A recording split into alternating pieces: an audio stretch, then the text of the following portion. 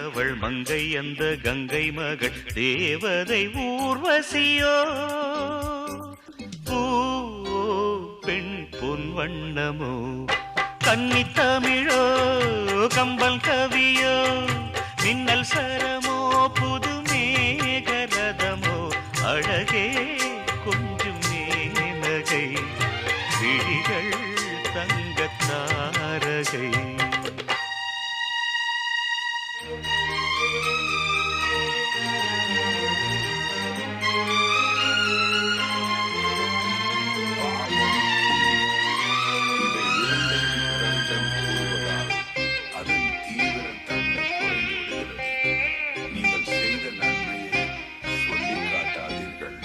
அது பயனற்று போகும்.